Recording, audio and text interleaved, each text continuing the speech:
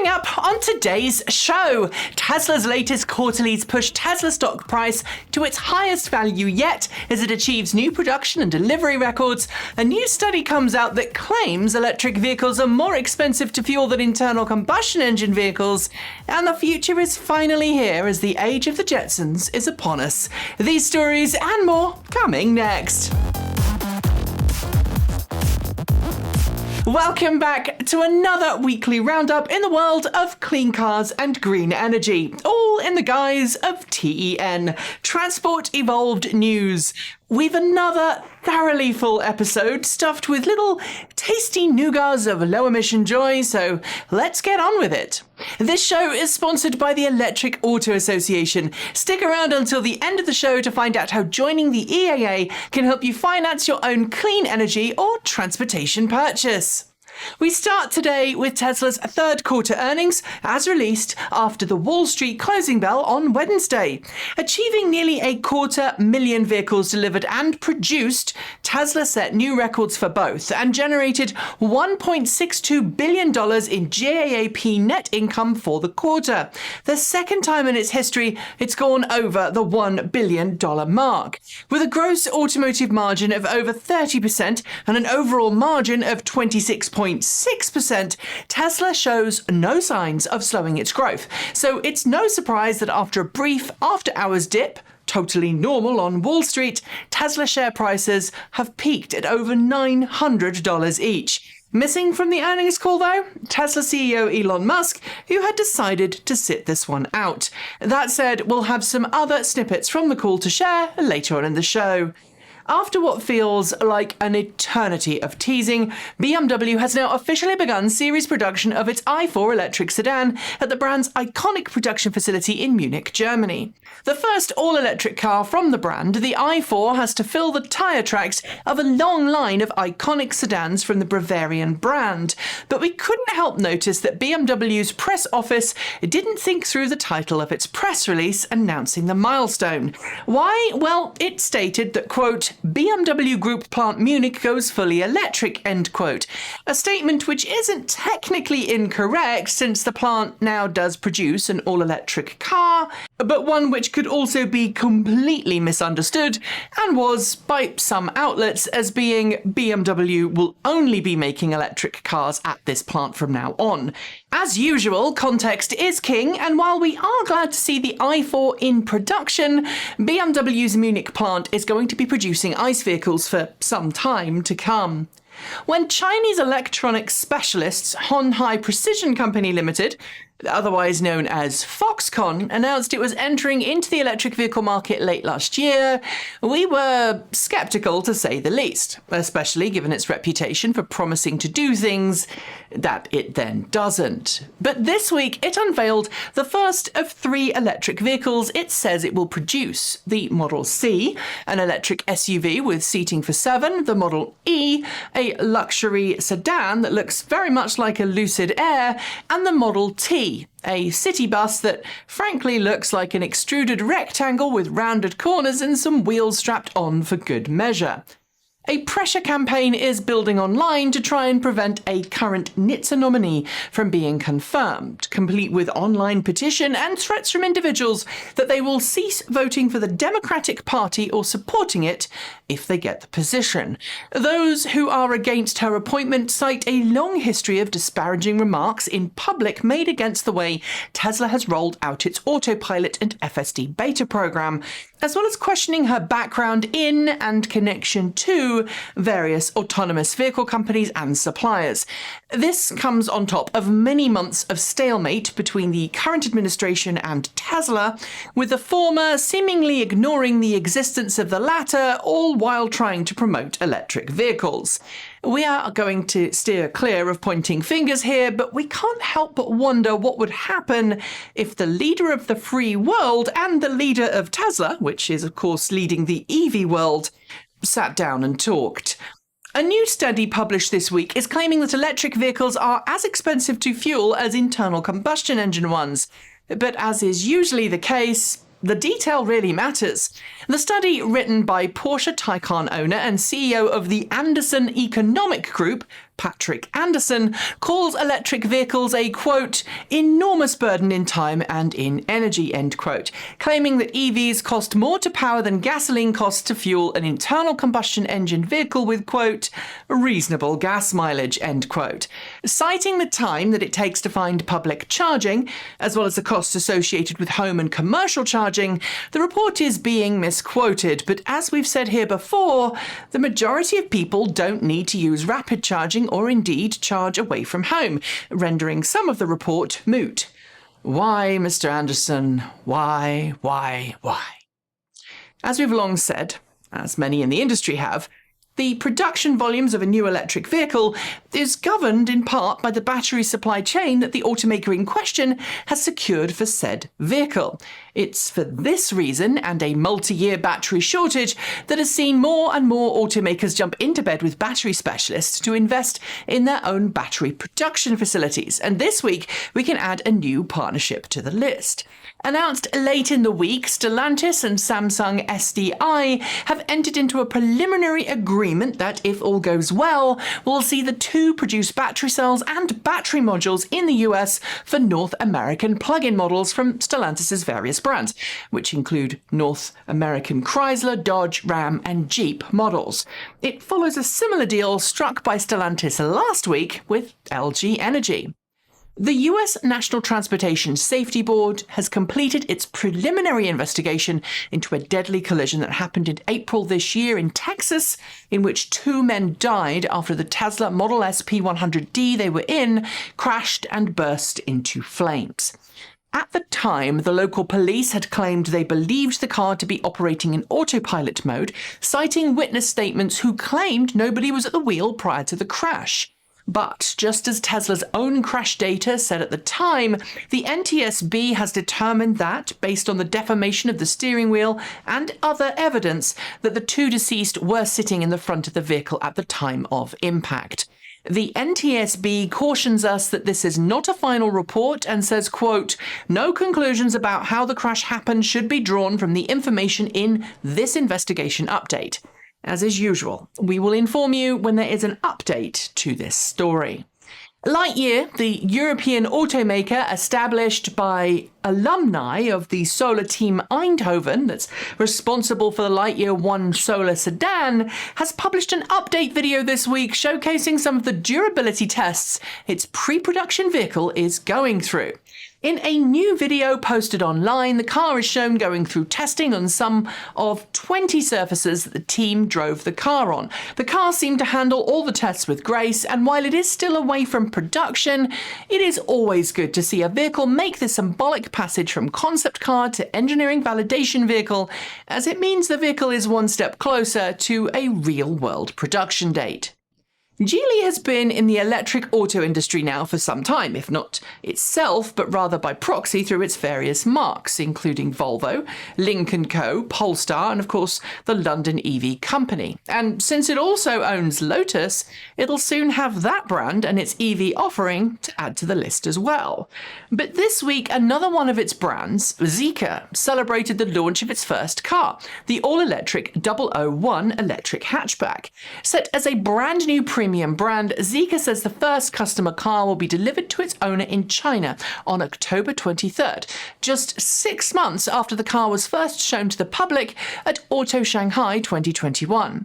As a premium brand, the 001 will feature a beefy 100 kilowatt-hour battery, dual motor configuration, and semi-autonomous capabilities, as well as over-the-air software updates. Eventually, Zeeker says it hopes to launch in Europe and other markets, so watch this space. Volocopter, a company that's been working on bringing vertical takeoff and landing craft to commercial reality for some time, has had a busy couple of months. As you'll remember from earlier this year, it recently entered into a partnership to bring eVTOL craft to China, and now it's doing the same to Japan. Back in September, it signed an agreement with Japan Airlines to bring its Volocopter to Japan because Japan Airlines is one of its many investors. But this week, representatives from Volocopter joined the Osaka Roundtable table as part of its goal to bring eVTOL craft to the entire Osaka prefecture, home to more than 9 million people and one of Asia's largest industrial bay areas. Volocopter, as part of its attendance at the round table, also committed to engaging in public test flights in the region as early as 2023, as well as flying during the Expo 2025 Osaka Kensai. For those who dream of a mech future where we can fly anywhere and have automated assistance, well, that's one step further towards that. And now it's time for short shorts.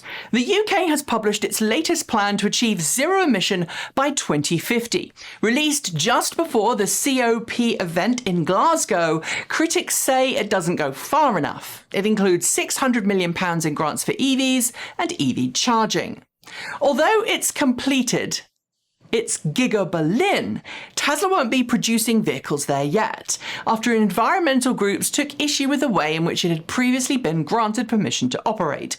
Tesla will have to repeat the approval process, but it should be a short delay.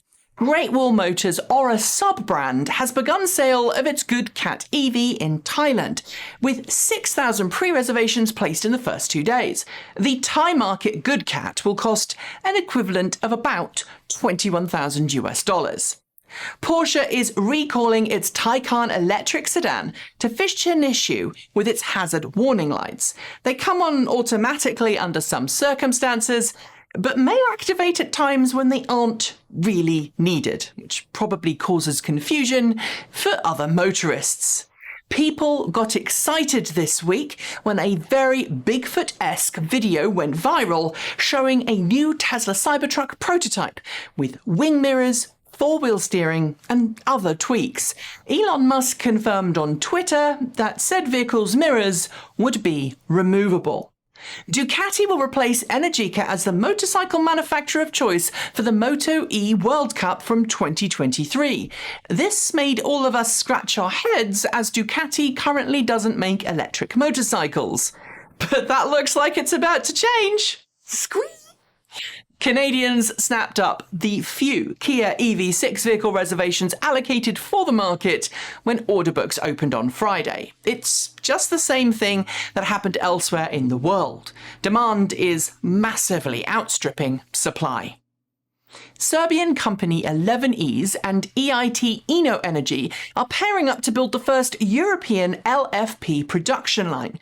It has an eventual goal of producing 16 gigawatt-hours of batteries per year after production is completed.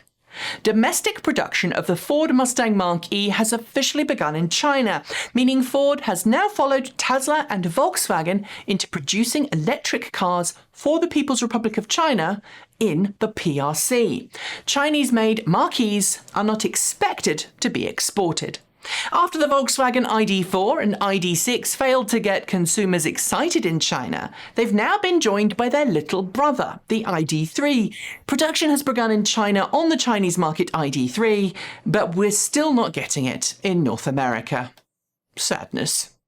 Israeli firm Electrion has been working on bringing wireless charging technology to cities around the world, and now it's celebrating the launch of an all-electric bus route in Sweden, complete with wireless charging embedded into the road.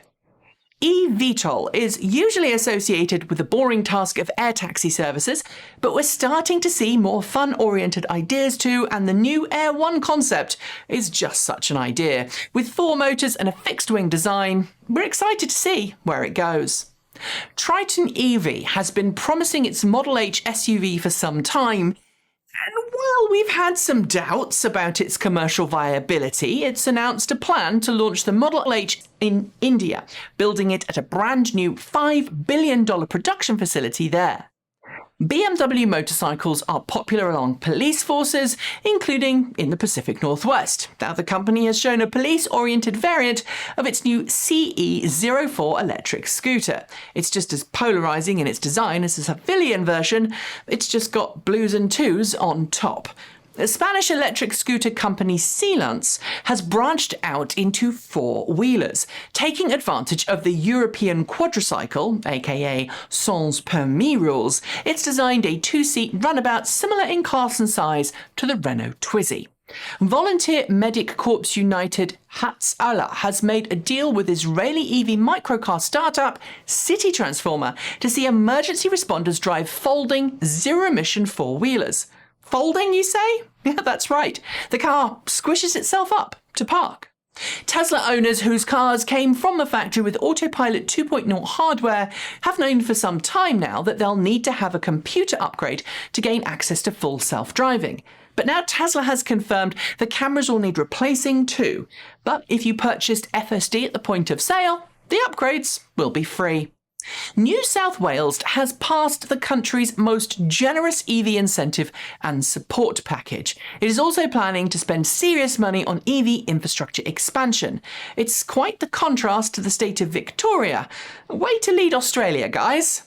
Automaker BYD says the coronavirus pandemic has delayed the Australian market launch of its EA1 electric hatchback, better known as the Dolphin.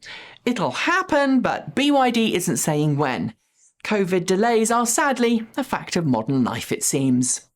LFP batteries are the new hotness in the affordable EV space, and now Tesla has confirmed the rumours that it is going to be using LFP cells exclusively for all of its standard range variants.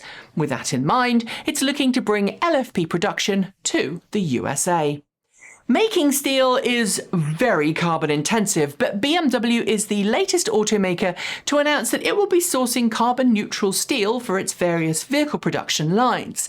It's pretty cool stuff, and our very own Kate Walton-Elliott is working on a video on the subject that will be out very soon. The Boring Company has been given approval by the City of Las Vegas to expand its network of underground Tesla-based people-moving tunnels throughout the city. We are hoping to catch a ride on one when we're in town for CES. Chinese EV startup WM Motor has officially shown off its M7 flagship sedan. It has a huge complement of sensors, including ultrasonic, millimeter wave, LiDAR, and an all set of cameras. Yes, it is very different to Tesla, but there is more than one way to solve a problem. SEA Electric has received a massive order for more than 1,100 electric trucks. This is coming just after Volvo received its biggest truck order to date.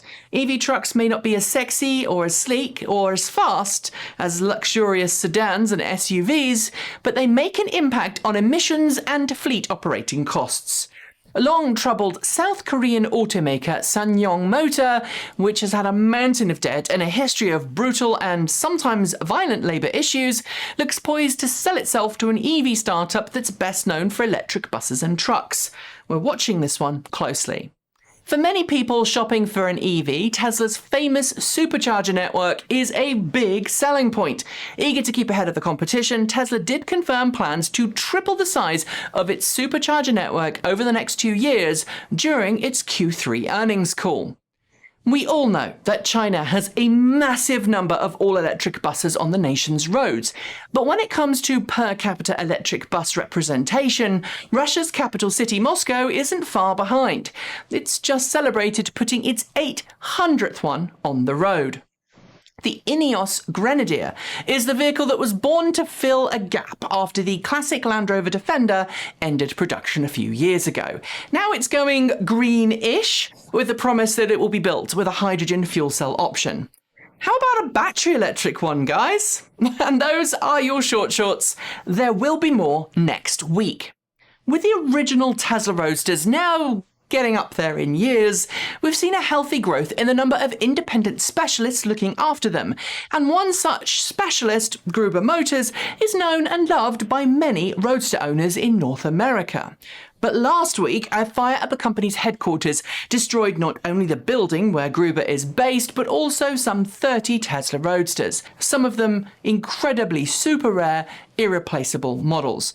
The team at Gruber helped us out earlier this year with a video we were making on keeping older Teslas on the road, and we are gutted to hear this sad news. At the time of filming, an ongoing investigation is taking place. We're sending our best to everyone and hoping that while the cars may be lost forever, the knowledge that the company has developed will be around for years to come. And finally, If you are of a certain age, you'll know about the Jetsons, an all-American animated sitcom from Hanna-Barbera, with 3 different seasons aired between 1962 and 1987. And depending on how you felt about it, it was either awesome or cringeworthy. Either way, I have to admit to being a little excited when I learned about a new craft called the Jetson Solo, because it not only reminds me of that TV show, but also gets me pretty darned excited, because it's an electric rather than jet-powered aerial vehicle built for one that's been in development since 2018 and which has just begun taking orders for a limited production run. The first 15 examples are spoken for, but chassis 16 through 18, which Jetson Aero says will be delivered in 2023, are still available. I have no idea of the cost, but with a 20-minute flight time, it could be a new way to have some fun at the weekend. Count me in, although I would have to lose some weight first. I am a little over the maximum weight. Sadness. And on that note, we are done for the day. But before I go, I would like to thank the Electric Auto Association for sponsoring today's show. They've been advocating for electric vehicles since 1967 and firmly believe that our future depends on us making the switch to clean, green electric cars today. The EAA can help you find someone near to you that can help you make your own switch to electric. It can help you become an EV educator, and it can point you in the direction of monthly meetups for like-minded EV fans. And if you do become a member, you'll gain access to a new clean energy and EV loan program set up between the EAA and the Colorado Clean Energy Credit Union. You can find out more by heading to electricauto.org. If you haven't already, please do consider subscribing to this channel, hitting the bell, and doing the same to our other channel as well. That's Transport Evolved Take 2. And if you're interested, Transport Evolved Shorts, it's kind of been retired. We'd love you to support us through Patreon or Ko-fi if you're so inclined. And don't forget that you can buy your own TE swag at our Redbubble store. The link is below. And if you're feeling chatty, don't forget to drop by our free-to-join Discord chat room. I or someone else from the team will be back soon with more great video goodness. But until then, thanks for joining me. And as always, keep evolving.